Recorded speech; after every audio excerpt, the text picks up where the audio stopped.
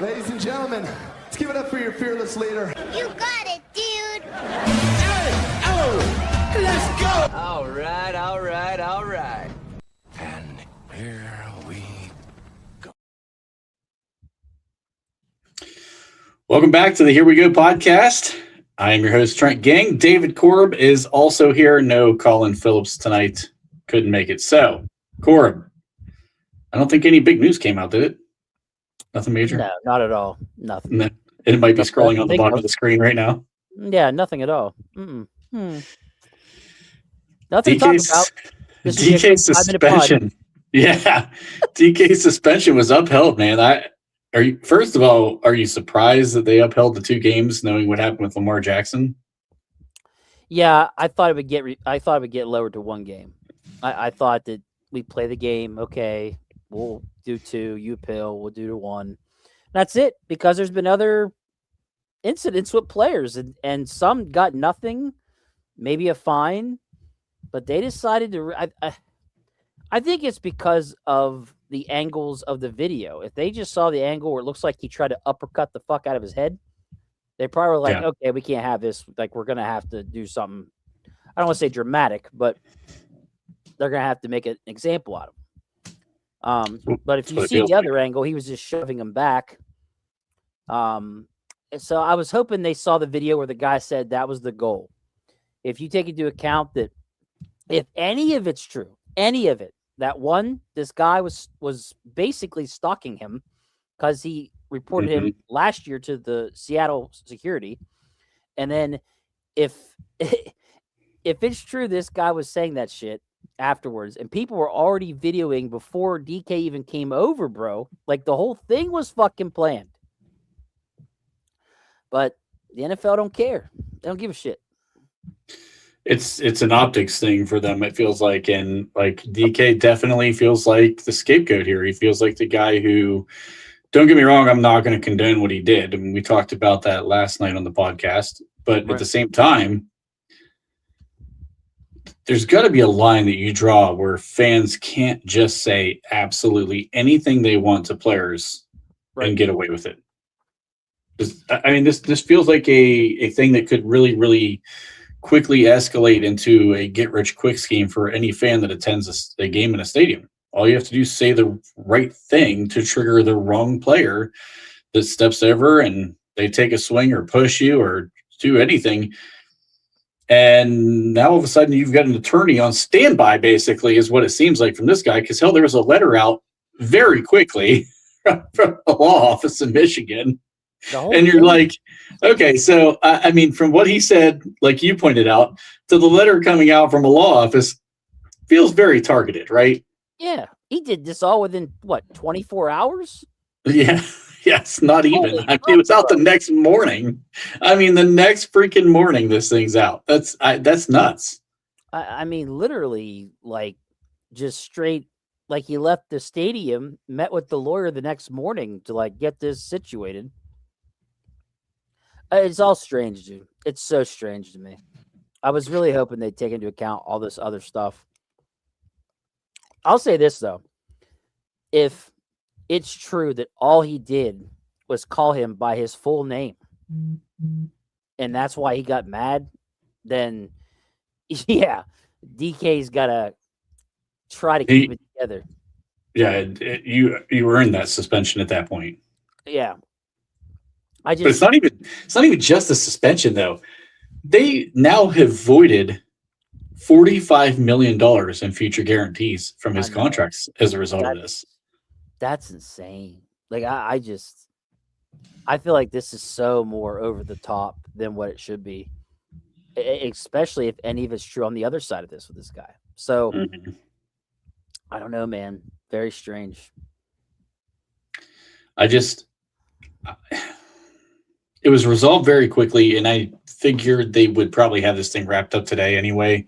I was hoping, because of some of the allegations from both parties, that they would have stretched this out a little bit further.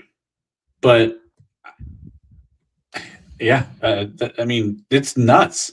This is nuts. I mean, this literally, if the Steelers choose to, They could cut DK Metcalf in the offseason and have no cap hit as a result. Nothing. That's insane. Yeah. And he loses out on that entire contract that he was so excited to sign and come here for.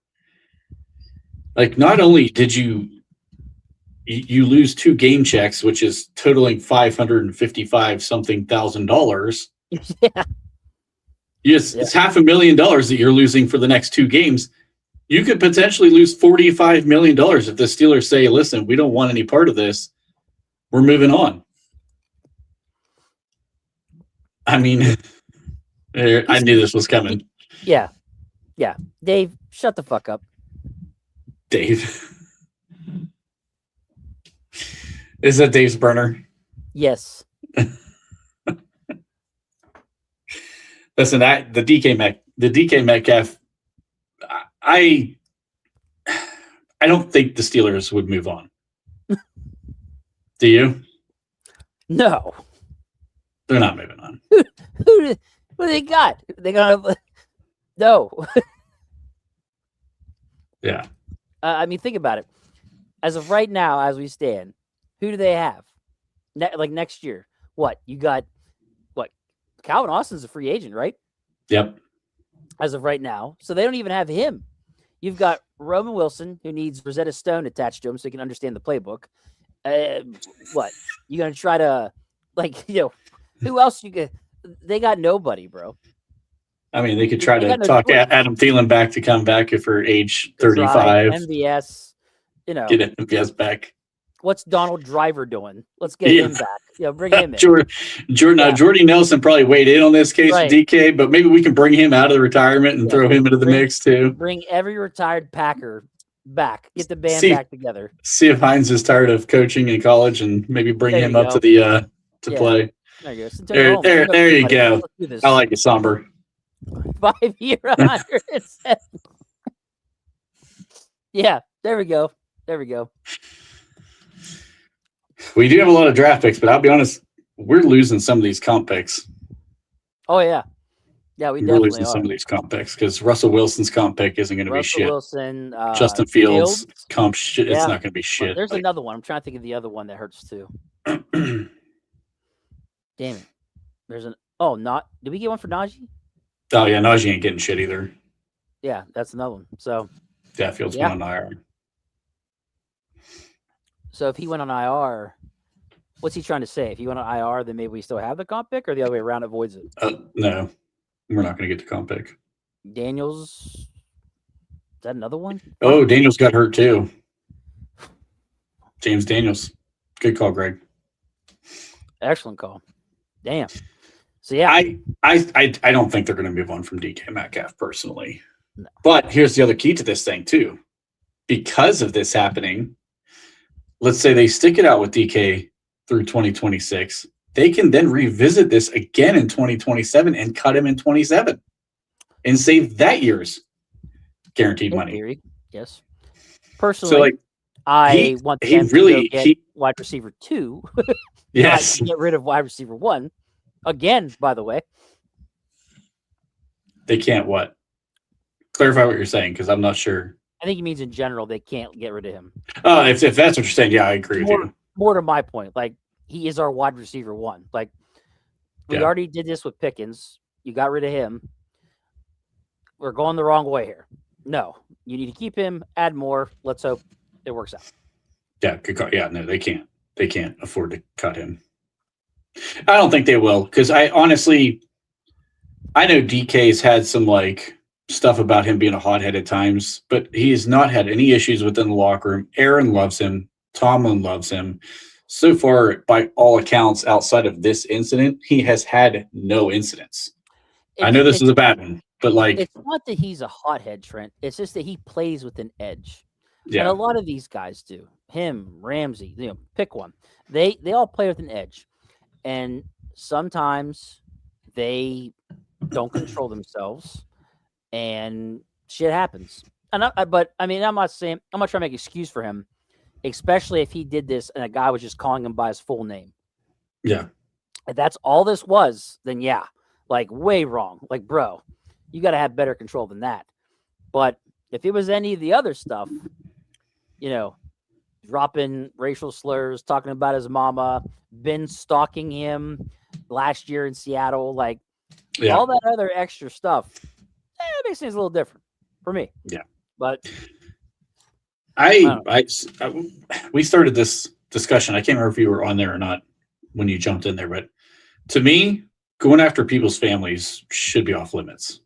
Like, I don't agree with that stuff. Like, and if I was a player, I'd be ready to jump in and be pissed off about the whole thing too. Like, if you're going after my family, man, that's drawing a line.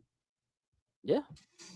Yeah, and if that's what happened, I'm not saying it did. If that's what happened, then yeah. I mean, dude, I know it's easy to sit here and say, "Oh, I wouldn't have done that," but like, dude, if a guy was actively doing this to you last year and you had to tell Seattle security about it, he shows up again, and then you walk over to be like, "Hey, dude, like, shut up, quit," and he goes, "F you," whatever, and says something about your mother and all the other extra stuff that apparently he might have said. Yeah, I can see a player who plays with an edge losing it and snatching him up. Yep. In the heat of a moment in a game like that, like, you do have to try to block out that kind of outside noise, but at the same time, man, there's got to be some accountability for the fans as well. Like, you can't just say anything that you want and like get away with it. There's a fine line between defending freedom of speech, but this isn't a public forum. Yeah. Like, well, I mean, look, if this continues, like, where people start doing it more often, they're going to force the NFL's hand. They're going to have to start doing extra security precautions. Like, when you buy a ticket, you're going to have to submit your driver's license, or they're going to have to check IDs when you come through. Like you're going to get put on some kind of list if you're, do not let this person attend. They catch you, see ya. You know what I'm saying? Like, they got to do something here, because if fans are going to keep getting this ballsy, doing stupid shit, then there's got to be some sort of protections in place for the players. There has to be.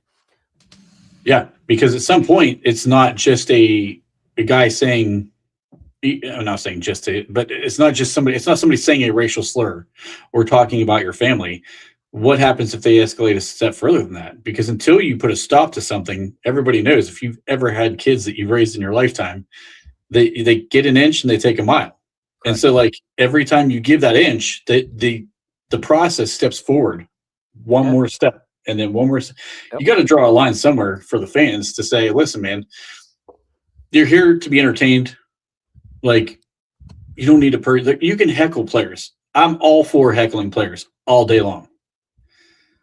But you got to walk a fine line on like, I think some of the racial stuff, and then going after families, in my opinion, is wrong. I told the guys last night, I'd rather you dump a beer on a player than say something about their family member. Yeah. No, like, I get what you mean by that. Yeah, I really do. Yeah.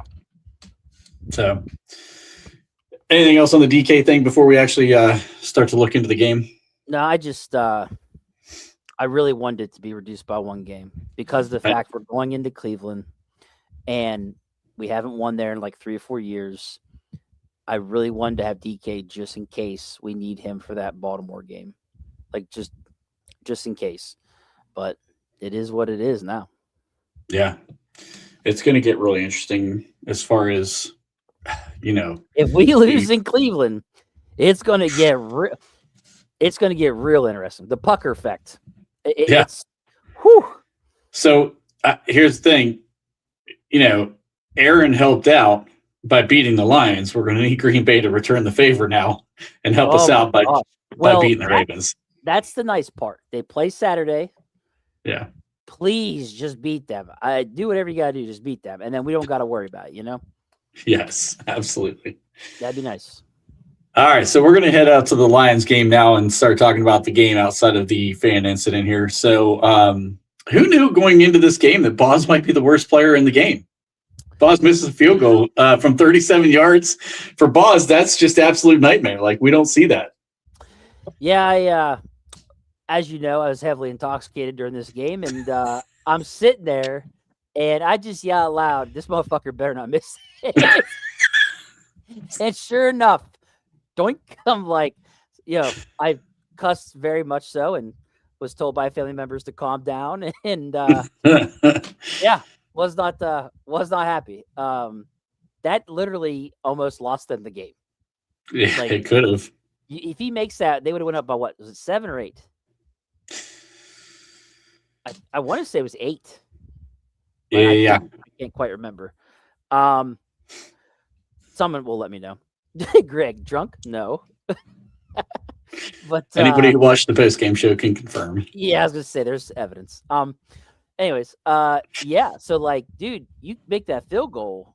Now there's not as much pressure on us. It's really on them because now, But shit. Now you make it to where they don't even got to kick the extra point if they score a touchdown. It's over. Mm-hmm. Would have been an 8-point lead. Thank you, Greg. Yeah. So now you make it to where they got to score a touchdown and they got to get the 2-point conversion. Yeah. All the pressure's on them.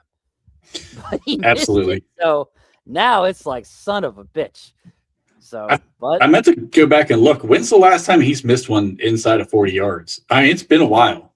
It's been a good while, I feel like. It's been a minute. He's pretty automatic. Inside Yeah. 50, really, he's pretty automatic. But to miss one inside 40 yards, I was actually pretty shocked. But like usually, yeah, I mean he's boss. I mean, and hit one from 59 earlier in the same game. Right. I mean, he nailed the hard one. But let's talk about the defense because I mean the defense in this game, 15 total yards rushing for the Detroit Lions. It's ridiculous. And that might be the best running back tandem in football between those two guys. Yeah. I mean, it's probably top 2, top 3 for sure. Or number 1. But 15 yards, like, I don't think any other fucking team has done that this season. Like, 15 yards, Trent. That's domination. That's incredible. So here was my thing is without TJ, without Herbig, I really thought we were going to have the D-line be more aggressive, but I was worried we would sacrifice stopping the run to do it. Does that make sense? Yep. That was my worry. My worry was, okay, if Sawyer can't get home, we're going to have to focus on the D-line, get more pressure for them, and that leads you open to more big runs. And that's what I was worried about. But no, it didn't fucking happen. It didn't happen. So, and we got the big lead in the second half, which forced them to throw too. It just worked out. It just worked out well for us. But 15 yards, that's fucking ridiculous. I thought Sawyer had a nice game. He did. He had a hell of a game. In my opinion, for a rookie that had to step up and be, to have to take over for TJ and Herbig, fuck yeah, he had a big game. Him and Alex, they both were incredible. Yes. Derek Harmon, I've never seen a guy manhandle Penei Sewell until I saw Derek Harmon absolutely manhandle. I mean, it wasn't just one play. I mean, it was 4 or 5 different reps where he was throwing him around. And I'm like, nasty. Dude, I don't know who pissed off Derek Harmon before the game, but go piss that guy off again the next game because he was dominant. It was Tomlin for not playing him the game before that. Yeah. He literally sounded off. He was pissed he didn't play in that game before. And I think he wanted to show him, hey, this is why you want me out there. Because he was incredible. All of them were, though, Trent. I mean, Cam was awesome. I mean, 36 years old, right? Out there still doing what he's doing. God damn. And then dominating. Ben did good too. Like those guys, all those guys stepped up. The linebackers too. The whole linebacker core was awesome. Yep. When you hold those two guys to 15 yards in a game, made them one-dimensional, which is a huge thing that we always wanted to do, was stop the run, make them one-dimensional to throw the ball. We did it. And lost Eccles and still fucking pulled it off. Yeah. Yep, that part made me a little nervous. I'm not going to lie. Oh, my God. When he got hurt, I was like, uh-oh. Yeah. It wasn't like it was like late in the game either. It was early enough in the second half where I know. You're like, oh God, this could end up real bad. Yeah. So I felt like Harmon played by far his best game. And somebody else, and I can't remember who it was. I think maybe it was Kabali who brought this point that I didn't think of at the time. This was back in his home state of Michigan. And his first time being back in Michigan playing since his mother passed. So Oh, probably a little extra motivation back in front of family and friends back home. okay, that makes And sense. he put on a show because he was Yeah. phenomenal. He put on a show. He and Cam Hayward, they didn't see a double team they didn't want to beat in the entire game. Because I mean, every single time I saw a double team on film, those two guys were just throwing dudes around, and it was amazing. So like, you want like, why did the run game not work? Well, because you had two interior defensive linemen just throwing dudes like it was their job. They played phenomenal. Yeah, I mean, had 3 sacks. I don't know how many pressures total we had, but it had to be a lot. There was Because a good bit. it seemed like Goff was dancing quite a lot. Yeah. And some of his throws were awful because of that fact. Mhm. Except for the screen. The screen, I don't know what the hell he did where he didn't even grip the laces. He just tried Yeah, to they showed it on the replay. His hand was like clear on the back part over top of the back of the ball, and he had no grip on it at all. I don't know what that was about. I don't know if that was a case of just being scared to death because they were applying so much pressure, but he was constantly moving around that pocket, not comfortable, which makes it hard for the O-line to not know where he's at to block for him. But he had Yep. pressure from both sides up the middle. It was constantly coming from somewhere, and that was what was huge. Massive part of the game for sure. And he honestly he struggled. I felt like he struggled a good bit throughout the game until we really dropped into a lot of cover 4 stuff at the end. And he was getting easy completions underneath. And that annoyed me too. I hate when they do that. Like you're just gonna get murdered underneath, and I hate it. Yeah, I agree. But he only had what do you have? He had 200 and low. I can't remember what it was now. He had low 200-yard passing until he really went in like end of the third, heading into the fourth quarter. Goff? And by that, yeah. He had a ton of his yardage in his last 2 drives. I got it right here. Actually, he ended up with 364 yards total, which is a lot. But like you said, that was all towards the second part because he had to throw. Yeah, I mean it was right down the stretch. His last 2 drives alone, I think he almost netted 150 of it. He threw 54 times, Trent. 54. That is wow. That's a recipe for success. When they can't establish enough run, I felt like that was the key. I mean, that was the key. So I always feel like when a quarterback's got to throw 50-something times, they probably lost. Like, yep. Oh yeah. More often than not. I see a quarterback throw 55 times. It's like, okay, they must not have done very well. Like something definitely wasn't working for him to throw that many times. Yeah. And I don't know if anybody else saw this, but watching Y.A. Black drop into coverage out of the nose tackle spot was the funniest shit in my life. It gave me remind me of Casey Hampton falling back and the ball hit him in the hands years ago. And it happened with Black too. He got his hands up and there was no way he was catching that ball, but also flicked somebody off, which I thought was hilarious. He did too. He's going to probably get a nice piece of his game check out of that one. So blatant. He's definitely getting fined. He's getting fined for sure. Yeah, and I agree. This is exactly what we're saying. They're slipping into prevent defense those last few drives downfield. And that was a problem. And we got to get out of that mindset. We do that way too often. We had pressure in Goff's face. He wasn't comfortable. I know he was still getting some completions, but they were very minimal. And once we slipped into that cover 4, they were taking chunk yardage. It wasn't like they were getting like 5, 6, 7-yard gains. We go into cover 4, now they're ripping off 12, 15, 20-yard gains. Like, what the hell kind of prevent are you in at cover 4 if they're taking chunk plays out of it? Well, it's been this way for years, Trent. They play this. I don't even know. Do I say scared or do I say they're scared to give up the big play? So they go to the prevent and they just get murdered underneath. And it's, I don't know if I would say dink or dunk, but it's basically just chunk plays underneath and it eats them alive every time. And they go right down the field quick because of it. And they never wake up and change that. Shower must have joined us a little late. So DK's suspension was upheld. He is going to miss the last 2 regular season games.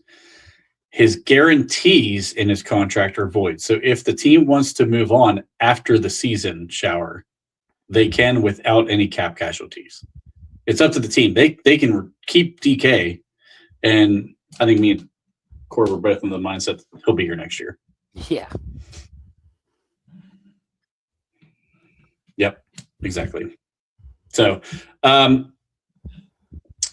Highsmith had a great game in this one. So, no TJ. He wasn't Robin to Batman in this one. He was the Batman, right? So, he's the guy. Played like it. 6 He had a sacks phenomenal game. for a loss. I mean, he did really good. It's just funny. Like, we always lose when TJ doesn't play, and now we're 2-0 this season without him. And it's because guys like Alex Highsmith play, they're a beast when he's healthy, and then Sawyer stepped up and did well too. So it feels well. This is the first time you're like, okay, we don't have TJ, but we're going to be okay. And I tweeted that like 2 weeks ago. I said, hey, we're going to be all right. Like, at the time, Herbig wasn't injured yet. But yeah. In general, like, I thought we were going to be okay because Alex is getting healthy. He's been great. We got Herbig at the time. Sawyer was the question mark for me. It's a rookie, 4th round draft pick. I know he's from Ohio State, Trent, but just in general, you just don't know. But hey, he did it, man. He did his thing against the run, and that's what he's supposed to be good at, is against the run. Yeah. He did good. Yep. He did good. Yeah, I don't know if he actually generated any real pressure in this game, but I mean, he had better bend around the edge than I thought he was going to a couple of different times. So, I mean, I knew against Sewell he was not going to get little to no pressure at all. Right. I mean, nobody gets pressure against that dude, but I thought he had a good game. So, I think I love this saying. Yep. Having depth. Yeah, no doubt. No doubt. I think all of us questioned that pick. All of us at the draft. Another replacing 25 teach a lot easier than replacing. Yeah, no doubt. Yeah, I'm probably gonna have to start to admit that I was wrong about that contract. Yeah, that's a whole nother beast to tackle. Yeah, I've hit on a lot of these things that I've argued. I've been arguing for Cam Hayward for years. Everybody wanted to get rid of him, and I was pretty Cam, right on that. Yeah, but Cam, you're right. I mean, he's still, my God, he's playing at elite level.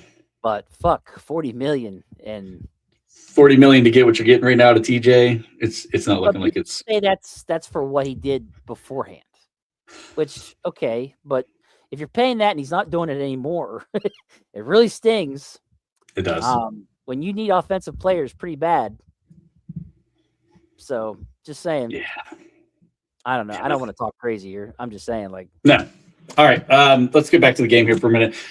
JPJ, I thought him in man coverage against both. We saw him a little bit on Jameson Williams. We saw him on Amon-Ra St. Brown. He had 0. Like, I don't know if they had a catch with him in man-to-man coverage. Dude, he has really hit a second gear. I can't pinpoint when it happened. Like, I don't know if I want to say after the Buffalo game or before that, but holy shit, dude. He has done really good. The penalties are down. Yeah. I mean, you look at his penalties from last year to this year, it's a drastic drop. The separation rates are right in line. He's not allowing receptions. He hasn't allowed a touchdown this season. This season.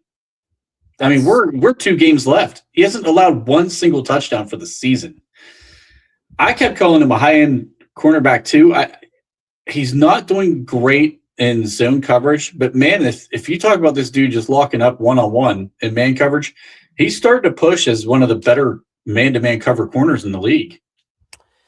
Yeah, I just came across something here. Joey Porter's last 7 games, 20 targets, 7 completions, 93 yards, 0 TDs, 50.6 QB rating against. And just 2 penalties, by the way. Yeah. Alex Kazora put that on Twitter, so thanks, Alex. Pretty good. Mr. Tummy. Yeah, this might be the most understated comment of the year. That dude. He has bricks in his fucking hands, dude. Even when he does something good, it's bad. Like I don't know. Is this true, Somber? Because I thought he had one last year. Did T. Higgins have a touchdown against him? I don't know about that. And his entire career. That sounds crazy to me. Yeah, I don't know. Yeah, I don't know about that one either. Holy shit.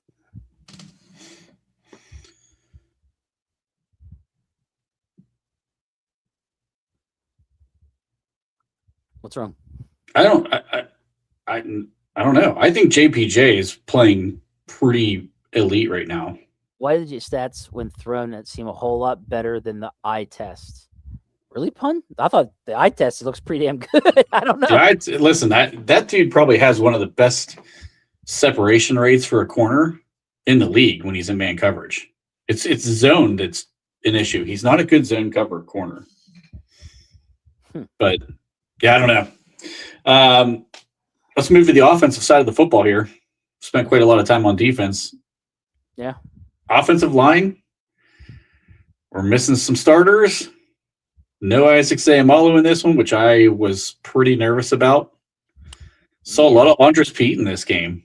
Yeah. Was not a lot of Spencer Anderson. In the run game, I was really impressed. Yeah. I mean, you spring Warren for 245-yard carries for touchdowns. Did you see how many yards Warren had? I didn't realize how many yards rushing he had, but he had like 143, I think. Yeah. Like 10.2 yards a carry, Trent. He had a monster game. Insane. But I'm not going to just credit him. Like, that's the O-line. That's those guys. You saw them, the blocks they were hitting, the all-out effort. Not even just the O-line, but like DK had a nice block on that one. Even Janu Smith did. I mean, they did really well. Dylan Cook, bro. Dylan Cook. There's going to have to be a conversation here about Dylan Cook versus Broderick Jones. I'm sorry. I'm just saying. Dylan Cook might have just cost Broderick Jones his fifth-year option. Yep. And his starting job. Yeah. Because if there's... question. Are you going to pay Broderick Jones top 5 money? No. Right? No. Wait. I would have been okay picking up his fifth-year option. Is that how the fifth-year option works? If you pick it, you have to pay him. How's that work? It's positionally... There's a positional value. I don't know what there's your options. The fifth-year option is still like under the rookie contract guidelines, so it's not much. I don't know what his will be being a tackle, especially as a left tackle. I got it confused with the franchise tag. Franchise tag takes like an average of the top. I think it's top. I was going to say top 5 that's why guys at your position. I was about to ask that question because I was like, "There's no fucking way I'm paying him that money. There's no way." So now I'm curious how much the fifth-year option is. Actually, you know what? I might be able to find that. It might have it. Yeah, it's pretty in line with the rookie contract. I don't know off the top of my head what he gets paid, but I know it is in line with the rookie contract. Trying to type it very quickly. Spot track. Here we go. Yeah, I'm just curious because I'm trying to get there. All right, it would be 2026, right? That'd be the 5th year? No, not next year. It's his 4th year. 27 would be his 5th year. It doesn't say. What sucks? Damn it. Yeah, it doesn't say. Yeah. Oh wait, I clicked on the wrong thing. I was going to pull that up. Our offense had an explosion in this game. This was the highest yardage total we've had all season. I mean, we had 481, right? 81 yards of offense. Aaron goes, and I did say this on War Room. I said 40 pass attempts for Aaron Rodgers. He had 41. Nice. 266 yards, 1 touchdown. He took the 2 sacks, but listen, he took 2 sacks in this game. One was pretty early on. Aiden Hutchinson just flat out beat Dylan Cook, and he got so wide that Kenneth Gainwell got fooled on it too. He didn't get over there to help. Yeah. It was just a great player making a great sack. You're going to give that play up once in a while. But Aaron was holding the ball longer in this game than he's been holding the ball in weeks. Right. And he was giving guys shots downfield. I mean, the passing chart looked great. And that's what makes them dangerous. Because now you've got 2 tackles giving you that time for somebody to get open, and 11 personnel. Weird, huh? Like I just, yeah, man. That's what I'm saying. Like Dylan Cook, Boatano, the way he's playing. I mean, like, yeah, dude. It's pretty good. Just Pun might be onto something on this one. Yeah. Okay. Yeah, I could definitely see it happening. For sure. Pun. It can't be every night, Pun. Can't be every night. Come on. Can't be every night. I don't need my wife to see this, all right? Jeez. Kenneth Gainwell, Jalen Warren pretty much dominated this game for the offense, right? I mean, like, oh yeah, those two literally did everything in this. Warren ripping off big runs. Gainwell had maybe the catch of the year. Warren led in rushing, Gainwell led in receiving. Yes. Like, they're turning into a fucking 2-headed monster. Yeah. Like, yeah. And I like, so I a lot of people always talk about, like, you know, getting both backs on the field at the same time. And a lot of times when you talk about that, you talk about the pony back set where you see 2 running backs offset of each side of the quarterback in the shotgun. Yeah. And that way you don't know which way they're going to go. You can run some misdirection out of those things. I love what they do with these 2 guys because they'll have one lined up in the backfield and the other in the slot. And they'll send one in motion a lot of times, and it creates like this thing. And because Gainwell is so good at catching the ball out of the backfield, you really have limitless options on how you can attack a defense through that. I love those looks. I love what they're doing with that. And Gainwell's done good on the ground too.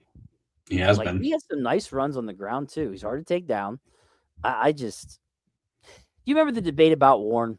Did Warren take it to the house speed, right? Because that was the problem with Najee. Remember, Najee couldn't take it to the house. Yep. Warren has answered that pretty well. Yes. I mean, damn. But yeah, no, I this next game we're gonna have to rely heavily on that again. So for sure. Both of them. It felt to me like at one point in this game, early on, Aaron kind of struggled, but it felt like at some point in this game, he just decided to take over. Yeah. I don't know if you've seen some of the. Yeah. Did you see some of the stuff that the play he ran with Gainwell down the sidelines, the ridiculous catch play? He drew it up on the fly. He did. He literally told him to run a go route. Yeah. He said, all right, get over here. He said, no, spread out wide, run a go route. Yeah. Literally just told him, everybody who could hear Aaron knew exactly what Kenny Gainwell was about to do. Yep. And he did it. Yeah. And the guy tackles him before the ball gets there, falls down, and makes probably catch of the year. I don't know how the fuck he made that catch. I don't either. Just imagine I'm intoxicated and I'm like, he tackled him. This is bullshit. And then I see him jump up and run into the end zone. And I'm like, what's going on? Like, I was confused. I was like, did he catch that? He didn't catch that. What is he doing? And then they showed the replay, and then I'm going nuts, going, he caught it. That's a touchdown. And then they say he did. That was a ridiculous play. But that's a piece we've been missing. Like, we haven't had a quarterback who can take over the offense like that and just see things on the fly and call things out and have the freedom to do it. Russell Wilson was making some checks, but there was a lot of conversation about how much freedom he had.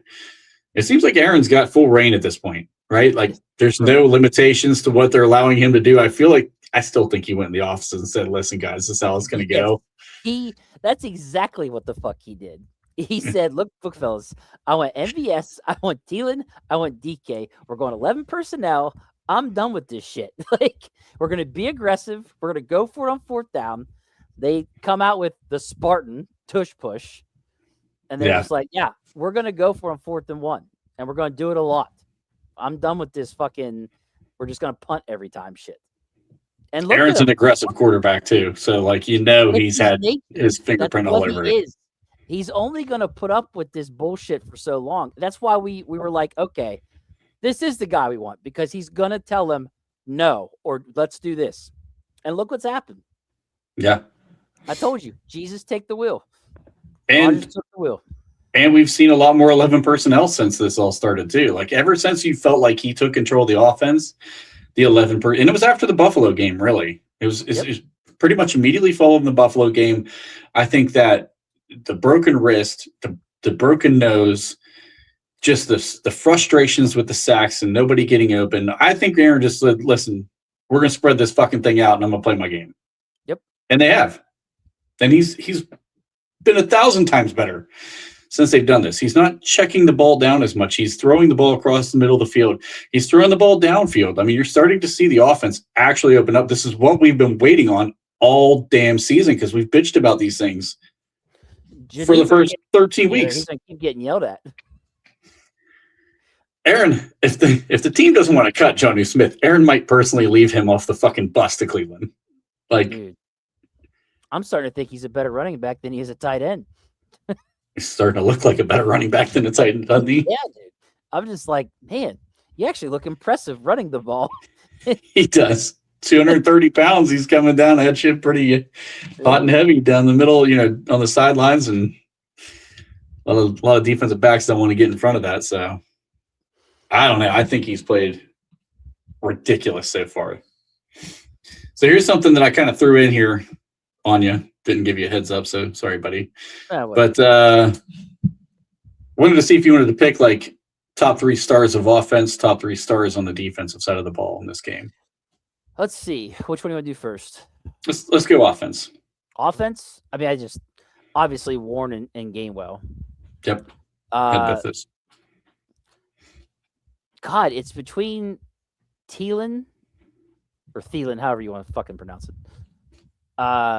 Because he had 50 yards receiving, which is his best game so far with them. Yep. Or Dylan Cook. Ooh, I mean, it's not flashy, but like, bro, I like it. Though. You're a fucking nobody, and you're going out there and you're doing better than the actual drafted starting left tackle. Yeah, the first round traded up for. Yeah. So I went the same route. Is Summer making fun of me with Adam Thailand? Oh my God. Look, guys, I'm from Fayette County. Okay, give a guy a break. All right. Sorry. I went both the running backs in this one and Aaron Rodgers. I just think the way Aaron's commanding the offense right now, he spread the ball around to I think 9 different receivers in this game. I think 9 different guys caught a ball. Yeah, actually, I could. This is starting to look like the guy that we've been waiting for, and I can't get over that now. At this point, it just feels like he's really taking over the offense. Yes.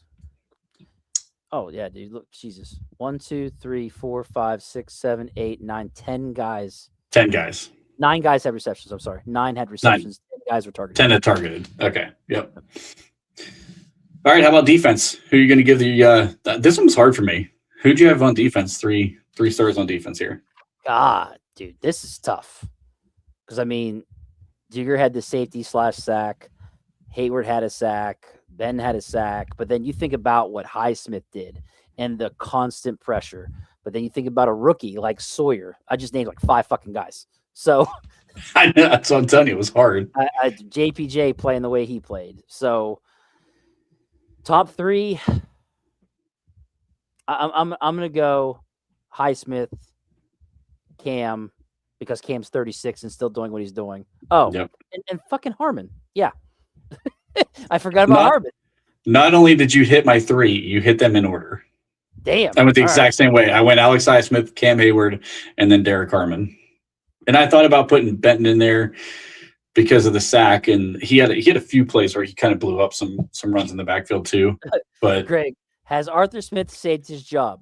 How about no? Has the better question, I think, is has Aaron Rodgers saved Arthur Smith's job? Because that's the way it's starting to look right now. There you go. And that's I why think that could be. no, because Aaron Rodgers is saving his ass. Because he would rather be in 12 personnel. Oh, for sure. Well, Arthur Smith's probably Yeah. he's probably dying right now that we keep running Right. 11. Right. And that's what this is. He got told, fuck you.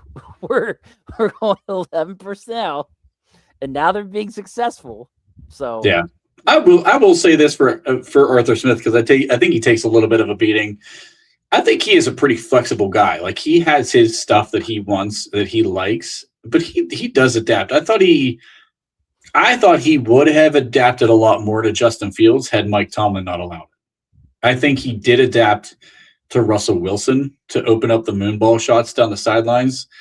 And now I think he is, I mean, he's still involved in these 11 personnel decisions with Aaron Rodgers as well. I got angry when Russell Wilson wanted to open it up and throw the ball, and he was like, no. And Wilson went rogue, and we scored the most points we had scored in 4 years. And then it was like, you're never doing that again. Don't you ever do it. And it's like, dude, he just proved to you that, like, you got to throw the fucking ball. And it can't be run, pass every fucking series. I think that, like, he has flashes. Does that make sense? He has flashes of really great scheming. But then, like towards the end of the game, why are you calling a passing play when you need to run the ball to make sure you run the clock down, force them to take the timeout?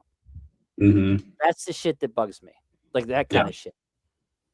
Or, again, wanting to be in 12 personnel so much instead of finally listening to Rodgers. Like, I don't know. There's just certain things about him that bug me. But you want to take a swing at Pun's question here? Who has better odds of returning next season, Arthur Smith or Aaron Rodgers? Oh, I'm telling you right now, if they win a playoff game, maybe 2, the whole band's getting back together next year. Now, are you asking Arthur Smith because of a head coaching job? Okay, maybe Tennessee gives him a shot, maybe. Yeah. But that's it. That's the only team that's going to be interested in him. I think the important thing to point out within the question, though, is that one is under contract and the other is not. Arthur Smith's under contract for next year. So I think a damning thing on Arthur Smith, if you really want me to be honest, the damning thing for him as a head coach is that you are supposed to be a guy that utilizes tight ends, and you couldn't get it going with Kyle Pitts. And then now look, or Johnny Smith, who had 88 catches and 800 yards last year. Correct, but look what Kyle Pitts is doing now. Yeah, now he's going off sometimes. Probably it's having his best season. I think categorically, I think he's having his best season. So you're supposed to be that guy that gets these tight ends going, right? Yep. And I don't know. Muth can't get going. Johnny Smith can't get going. At times, Darnell Washington looks like the most competent guy in the receiving department among the tight ends. How many more years has we got with others? Was it a 3-year deal? One more, yes. Next year is his last year. I figured. I thought it was usually a 3-year deal with these coordinators. Yep. But I think if we do good in the playoffs, I think Aaron comes back. Yeah. I think he's playing at a good enough level where he's gonna. I think it's gonna take him actually not playing well. Like, then he'll be ready to hang it up. But he doesn't look like he's slowing down to me. He's picking up the pace right now. I think that as long as he's having fun, and he looked like he was having a lot of damn fun in Detroit, he keeps having fun through these next 3 games, assuming that we get a third game. I'm sorry. I guess I should have picked one. I think Arthur Smith has a better chance of returning than Rodgers. I'll say that. Just because I think so too. Just because of the contract. If you're only picking one, yeah. Yeah. If I had to just pick one, it's Arthur Smith. Yeah. Yep. Arthur Smith last year is next year. So yeah, they typically do 3-year deals with these coordinators. It seems like Terrell Austin, I think's up after this year as well, or is he through next year? No, this might be his last. I think this is his last year on his 3-year deal. I think he's or Arthur Smith. I think you're right. Yeah, I think this is the last year of his. So that's going to be interesting. That could be really interesting. The defense starting to pick it up down the stretch. Did he get his job saved because of the way that some of these guys are playing? Like, oh man, I don't know. But that seems like a conversation for another episode. Yeah. All right, let's talk about the AFC North at this point. So, 2 games left. This kind of puts us in the driver's seat. We have to win one, or the Ravens have to lose one. Basically, is the way this thing's going to play out. We're in full control. Are you starting to feel like this team can win a playoff game? Because we've flip-flopped all over the fucking place on this as we've watched these. You know, we win a good game, then we throw up a Buffalo game. Like I believe that now this team can because they have let Rodgers take over. That's why. I think it hurts some egos, and they realize, no, I'm wrong. Like, what I want us to do is not how we're going to win football games. There needs to be a change in what we do. And the first thing is being aggressive. They're being way more aggressive now. 4th down, throwing the ball, stuff like that. And the defense, after that Bills game, had a huge Festivus, and everybody aired their grievances, and it helped them tremendously with communication. Those 2 things, Rodgers taking over and the defense hashing it out, has changed this with this team. And yeah, I think this team can win a playoff game. It's the perfect storm. No Mahomes, right? Lamar is hurt too. I mean, you got all these different factors with the AFC. It's not a buzzsaw, if you will, now. You got Allen. You avoid Allen, that to me gives you a very good chance to win a playoff game. Yeah. Depending on the team you face, that's what I wanted to bring up with you is that there's a lot of games going on this weekend that's really going to possibly decide who our opponent's going to be. For sure. Where's it at? Texans are facing the Chargers. Yep. That's 2 of the teams right there. Mm-hmm. We are currently, as it stands, would face the Chargers if the playoffs were today. But if they lose that game to the Texans, that flops. I think that switches. The Bills got to play the Eagles. That's not going to be an easy game for them. Yeah. Let's see. Jaguars face Colts. The Colts are still playing for their playoff lives. Phillip Rivers, baby. So, yeah, I mean, anything could happen, So, yeah, there's a lot of games going on that could have an effect on us with the wild card and who we face as the 4th seed. So, yeah. And depending on what we do, we potentially seal up the division this week. Correct. So, I mean, there's that option as well. So, which is, dude, I'm so glad that the Ravens play Saturday. That's huge. Yeah, for sure. Absolutely. I think honestly, hated it in the moment, but it looks like the Buffalo game could have been the best thing that happened to this team. Because ever since that embarrassment, the fire Mike Tomlin chants coming out of the crowd, booing Renegade, the defense gets together, and they clearly work some things out amongst themselves, and they even had gone to Terrell Austin and told him about things they want to start running. Then you have what we believe is Aaron Rodgers basically going to Tomlin and Arthur Smith and saying, "Hey, listen, you guys need to start running my offense and let me take the wheel. Like, just let me take the wheel, take the cruise control off. You're going to let me run this thing." And the offenses look 10 times better. Defenses look 10 times better since these things have happened. And I'll tell you what, if you've watched football for any period of time, momentum going into the playoffs is a massive thing. If we can win these next 2 games, you're going in on a 5-game winning streak. Yeah. You will have won 6 of your last 8 at that point, and the one that you lost in Chicago was without Aaron Rodgers in a game that we almost won without Aaron Rodgers against a team that's only lost 4 games this season.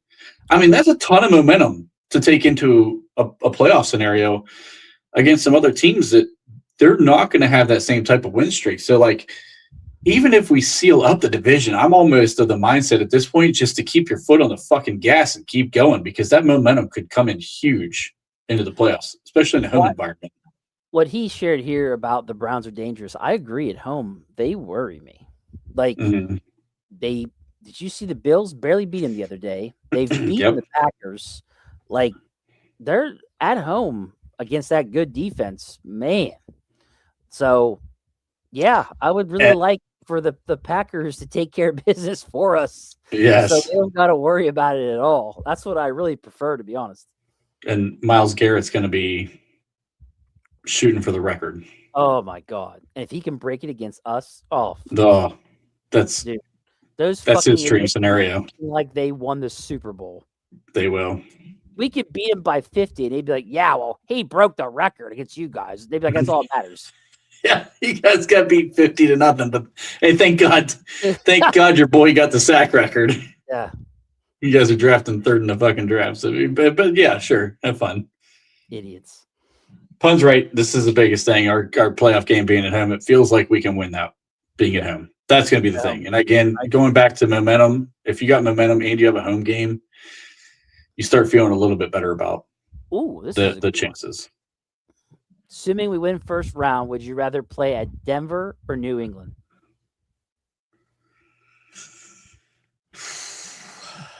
That's a really tough one. At Denver or at New England? This is going to sound nuts. I think I'd rather face Denver. Yeah? Drake May scares the shit out of me. I love that kid. I think he's phenomenal. I think he's got something cooking right now in New England. And let's be honest, Sean Payton has had a lot of playoff success, but none of it's been recent. No. And Bo Nix, I feel like there's a Bo Nix game where he's going to fall apart and he's going to cost them in the playoffs somewhere. I mean, we already beat the Patriots at Patriots, but if not for two Stevenson red zone fumbles on like 2-yard line, the 1 and 2 yard lines, right? We probably lose by 2 touchdowns. Yeah. And it looks like, I mean, the Jaguars just went in there and beat them, correct? You and Bob talked about for 3 hours in Texas thread. So, but that defense, just remember that defense by the Broncos, that's fucking pretty good. They're good. I think their offense can be had. I think that's kind of where our defense can, if they're going to continue to play like they're playing right now, I think they could bait Bo Nix into some turnovers, and I think we can win the kicking battle. Yeah. It'd be New England, man, just Drake May. That kid just scares the shit out of me because I think he's starting to hit his stride. I could see a low-scoring game between us and Denver. It's not a good scenario either way. No, but do you think the Patriots defense is their weakness or their offense? Well, since Milton Williams went down, their defense hasn't been the same. Well, they opened his window up. So he comes back. They get better. Mm-hmm. That's just a shit sandwich there, Fun. You dealt us with that one. Yeah, I'm not the believer in Denver that everybody else is. I think they've been playing well. I think I rated them the top team. I did on the power rankings. Today I sent them as the top team in the power rankings because they have been consistently. Because he's going to be like, what the fuck? Yeah, he's been consistently. They've been consistent. Drake May. We struggle against really, really good quarterbacks, and Bo Nix to me isn't there. He's just not there. He has moments where he looks like an elite guy. He also has moments where he will turn the ball over. Drake May right now looks like he's got something clicking. That's the part for me that gets me is we struggle so bad against really good quarterbacks, and I think Drake May's approaching that tier. I think it's fair. So, yeah. Greg asked this last time too. I don't think we addressed it though. How the hell? I don't know how he got credit for that sack at all. I don't know.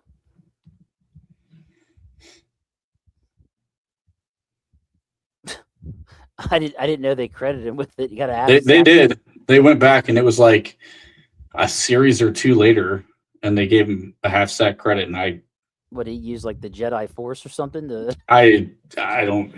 Something with the NFL replay assist shit. He didn't touch him. I'm sorry, but he never touched him. All right. So we're about right at an hour here. Yes, we are. I think. Listen, the good thing about this is if we do come in with some momentum, I do think this team can make a run. Just because you never know what can happen in a playoff scenario. We've seen guys where Justin Herbert looks like he can be elite at times. He fell apart in a playoff game. Mm-hmm. Same thing that we have in Jacksonville. Trevor Lawrence has looked great, fell apart in a playoff game before. We could see the same thing with Bo Nix. We could see the same thing with Drake May. He's never been in the situation either, so we don't know what he's going to do when the lights are brightest. But I tell you, the one guy I don't want to see in this playoff, I don't want to fucking see Josh Allen. I just don't want to see that dude because he turns it on. Got still the show here. What receiver set are we looking at on Sunday? Austin Elliott and Thielen? Anyways, how about MVS, Thielen, and Lazard? That might happen. Roman Wilson's probably getting a hat for this game. Tomlin So talked. Calvin Austin's probably not playing. No, he's hurt. He looks like we didn't go over the injuries at all. I had that pulled up too. Let me so the injuries as of right now, which they didn't practice, but No. Calvin Austin, Brandon Eccles has the groin, James Pierre hoping to be back, Isaac Seumalo, there's a possibility he comes back, TJ Watt, they're saying edging back, but Yeah, I have here. Tomlin said James Pierre worked out this morning. He's questionable. No update on TJ Watt or Isaac Seumalo just yet. Optimistic Nick Herbig plays. yes, And Nick Herbert, yes. Brandon Eccles will battle his groin issue. He's questionable, per Nick Faribaugh. So, Yeah. If Pierre is back, I would be in favor of sitting Eccles for another week you're reading my mind. Correct. because I would just move Asante Samuel Jr. into the slot.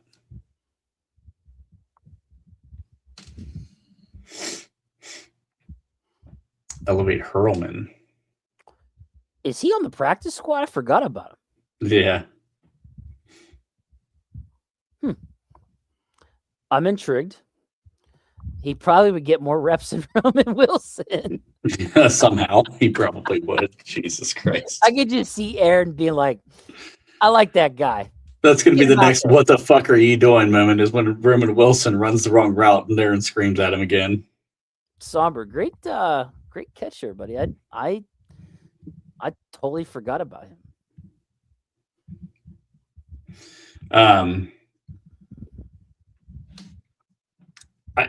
What percentage do you think Alan Lazard signs this week?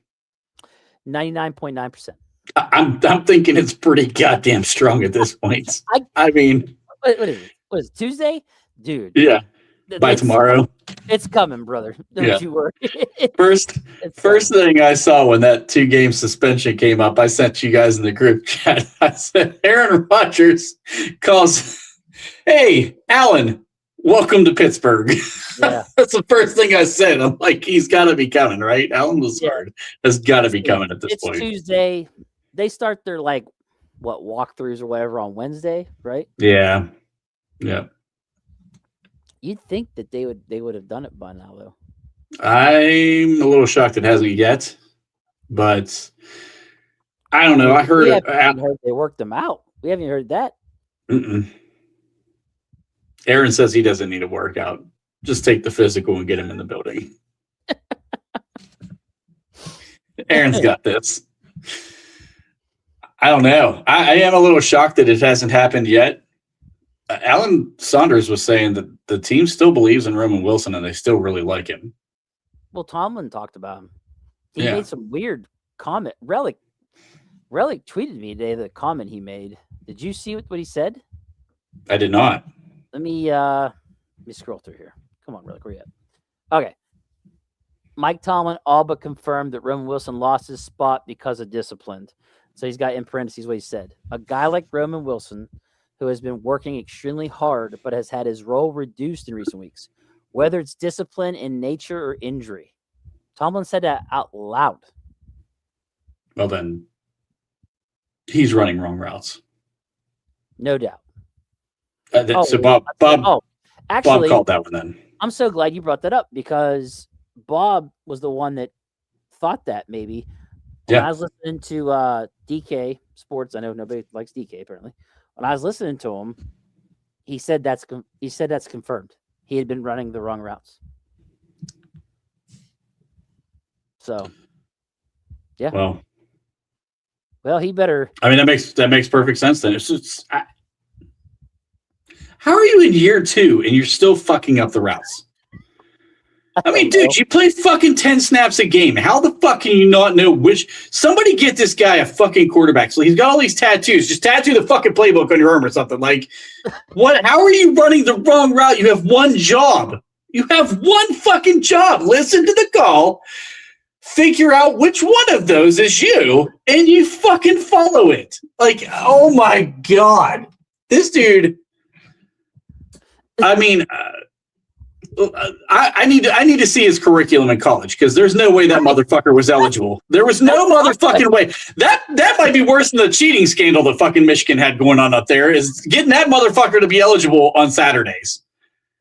Because you cannot tell me you're that dumb that you can't remember a playbook after 2 years of being in it.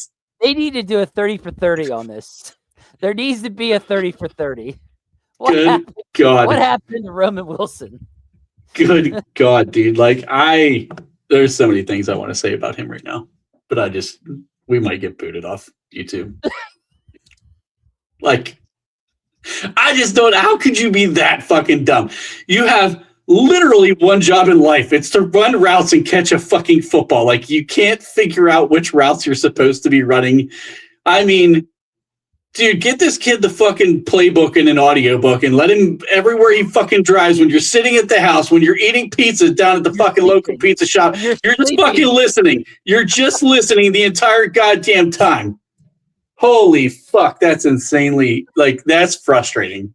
Like, so if they don't sign Alan Lazard, then the 3 will be MVS, Kieran, and Scotty. I would say Scotty Miller's probably gonna be the 3rd. Okay. Who had a couple really big catches in that game too? A 3rd down conversion, a 4th down conversion. That toe tap, man, that toe tap catch was. I think that was the 4th down conversion. That toe tap on the sideline. Converted 7 of 11 third down conversions, and 4 of them were 10+ yards. Yeah, that's nuts. Yeah, dude. No, and that's the problem. No. Somber, if you want to know what their scheme was, the kid ran fucking straight, or they brought him in motion and he ran fucking straight. That's what he did in college. I mean, he ran some crossing routes, but most of his stuff was out of motion and everything was out of the slot. And that's why I fucking argued, and I had people arguing through their teeth. Oh, you didn't play football in the fucking NFL. You don't know. I'm like, you can't go from a slot guy from high school all the way through college, and then you go into the NFL and you're like, oh, I'm going to be a Z. You're not going to learn how to be a fucking Z. The kid doesn't even know the fucking plays, and he's going to learn to be a Z receiver and your full-time starter? No. Yeah, that was that was a great plan. I need to see his fucking syllabus from college because that motherfucker was in basket weaving 101, bowling, archery. This motherfucker did not take any goddamn calculus. Like, there was no advanced analytics. There's nothing. Now I want to Google what's his degree in. Does he have one? Did he graduate? Like, can we confirm that he ever walked? And did he run the right route when he had to walk to get his diploma? I'm just curious at this point. Did he go the wrong way on the stage? I mean, yeah, he went through the exit to come to the entrance. I'm like really fucking. Oh, good God. Oh, fuck. I'm about to blow a gasket over this. Well, No wonder I was bitching all year about him being open and never getting the fucking ball. He was not in the right spot ever. Aaron probably just looked at him and said, "Jesus fuck, I ain't throwing him the ball." Literally what happened. And then when he did throw him the ball, he tried to leap over a guy and fumbled the ball away. Yeah, throws the ball 5 yards forward. So there was that too. But he can block. He can block. He blocked the hell out of He blocked the hell out of a corner to get Jalen Warren open. I mean, woof. Oh boy, I didn't know I was going to rant for 15 minutes on Roman Wilson this episode. You really let it go. I feel better. You feel better? Good. I do. I feel better. Did he run the wrong pattern to Brett Tomlin at the Senior Bowl practice when he was against Quentin Mitchell? Great. That is hilarious, actually. Absolutely. Good call, Greg. I like that one. Whew. Okay. I'm going to rein myself in on the Roman Wilson stuff because I feel like I could go down another rabbit hole here. We're going to be all right. We got Scotty Miller. Scotty Miller is going to be the guy. And you know what? When Aaron wanted him to run a slant route, that motherfucker ran a slant route. And when he needed to run an out route, he ran the fucking out route. Yep. Yeah, he knows his routes. He'll be all right. I mean, Scotty's been in the league for how long has he been in the NFL? 8 years? I don't think 8. Well, 7 maybe. years. He won that Super Bowl with Brady, right? The Bucks. Yeah. So, yeah. He's probably pushing it 7 or 8 years. Yeah. But there's a reason he's still going to be there past his rookie contract, and right now Roman's looking like he's not. I called this a long time ago. I said he's gone. Offseason, gone. Dude, trade, cut, whatever. That's the problem. Sometimes you watch film and it looks good on film. You have no idea what the play calls are. No idea. No idea what the play calls are. Yep. You can guess. Obviously, we're all guessing wrong because Roman Wilson was in the wrong place. Yeah, that's our bad for bitching about him getting open. Everybody who's watched all the War Room stuff with Roman Wilson, just delete that from your memory. Yeah, it no longer exists. All right, Corb. I don't have anything else on this one. Do you have anything else? No, I think you've vented enough for us both. Thank you. I'm glad I could take care of that. Yeah. All right, guys in the chat, you guys were fantastic, keeping everything going lively as always. As always, like, share, and subscribe. Until next time, we will see you. Well, take care, man. Gotta get back. Sure. Take it easy, dude. Oh, yeah. I know that you will. Yeah, well, the dude abides. I don't know about you, but I take comfort in that.